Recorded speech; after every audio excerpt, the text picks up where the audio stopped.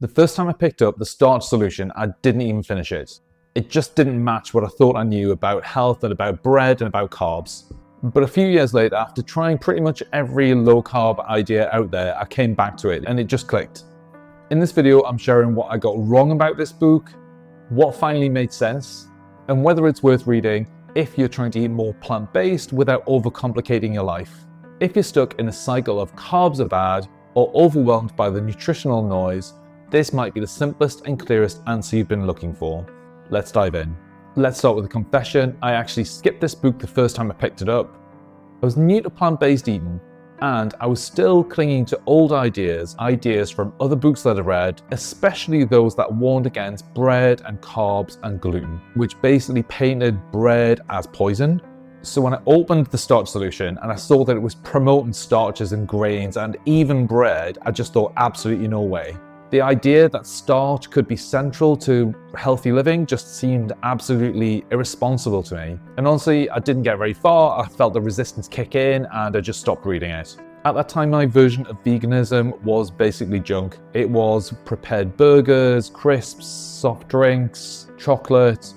Technically plant-based, but actually not very nourishing or healthy. My health wasn't great as a result of the foods that I was eating, and so a couple of years later, I found myself looking for another solution again. I was still vegan, I was still trying, but I was just frustrated. I'd put on extra pounds, I wasn't happy with how I was feeling in my body, and I just needed something that was sustainable and made sense. I was watching YouTube, I think it was a Chef AJ interview, and Dr. John McDougall popped up to talk about starch in that really clear, blunt way that he does. And he said that humans are basically starch eaters or starchivores, and they live on and thrive on things like corn and potatoes and rice, and not protein shakes and packaged food, not a keto diet. The interview stopped me in its tracks, made me remember the fact that I'd already bought this book, but I'd given up after a few pages. The Starch Solution was actually in a pile of books that I was ready to donate. The main thing that stopped me from reading this book was when he talked about a study, which was done at a university, where students were asked to eat 12 slices of bread in addition to their existing diet, and they lost something like 19 pounds over 8 weeks just by adding bread, not doing any exercise. Back then, it just didn't make sense to me at all. I'd absorbed so much information and fear about carbs and about gluten that it just didn't fit. But this time with fresh ears, just absolutely resonated. It landed differently with me. I was just looking for some sense of clarity. So I picked up the book again and read it, and this time it made sense.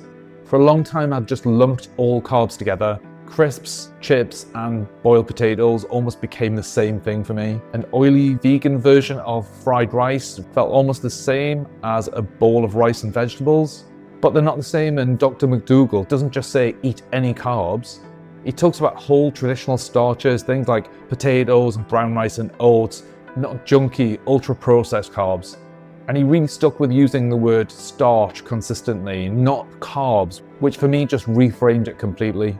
He showed how populations have thrived for generations eating this type of food. And that's when something shifted. I stopped seeing starch and all carbs as being the problem, and I started to see starches as the foundation for healthy living. I didn't follow the Starch Solution dogmatically. It led me to explore more and include more starches in my diet. I found really good recipes, especially those by Mary McDougall, where she just absolutely skillfully writes amazing recipes that are accessible to anyone with really simple, practical, straightforward steps. I also read McDougall's Maximum Weight Loss book, but it wasn't a good fit for me. It led me to obsess a little bit about food and making my plates 50-50, 50% being starches and 50% being vegetables. Let me know if you'd like me to do a review of any of the cookbooks or the Maximum Weight Loss Solution. So just putting starch at the center of my meals made a huge difference. I didn't track anything, but I definitely lost weight. But more important, I wasn't feeling restricted or hungry all of the time. And through watching more Chef AJ's videos, I found other doctors in the field who were promoting the same way of eating. For instance, Dr. Doug Lisle, who's an evolutionary psychologist, talks a lot about eating starches. He actually worked for the McDougall program for quite some time, and he co-wrote a book called The Pleasure Trap. And his message really stuck, which was simply just to add more starches to your diet and not to overthink or obsess about it. McDougall does recommend that we take vitamin D and also B12. He recommends that for everyone, not just for vegans. It's something that he reckons we all need. But what I liked is that he didn't push for any additional things like expensive supplements.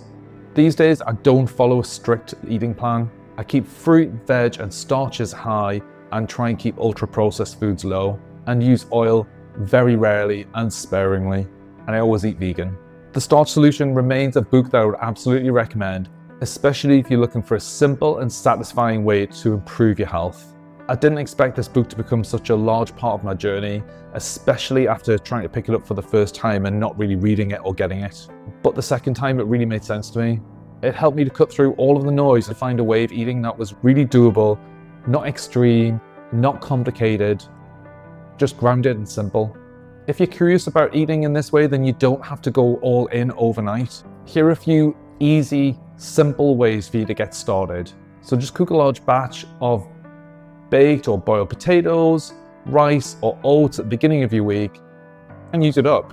Also try and replace oil in a couple of your meals by dry sautéing or adding a little bit of broth or water. Build 1 or 2 of your meals each day around starch rather than meat or processed food. Keep your fruit and veg simple, keep it whole, nothing fancy. Don't stress about how to do it. Don't try and aim for perfection, but just try and do something and then notice how you feel. These small changes are how I started, and I feel like they made the biggest difference overall. If you've read the Starch Solution or you're planning to, please drop a comment below. I've linked the book in the description, along with a couple of Mary's cookbooks and a couple of great interviews with Chef AJ and Dr. John McDougall. Dr. McDougall sadly passed away within the last year, which I think was a great loss for the plant-based community, but he's left a huge legacy.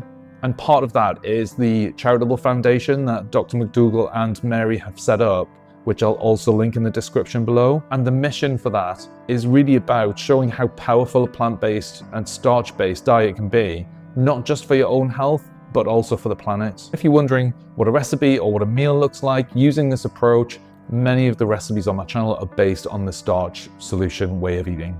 They're not all strictly oil-free or perfectly McDougall approved, but they're simple, comforting, and mostly starch-based. So check out one of my recipes next, it might give you some ideas. Thanks for being here. I hope that something has helped you to feel a little lighter, a little clearer, and also a little bit more confident about your next meal.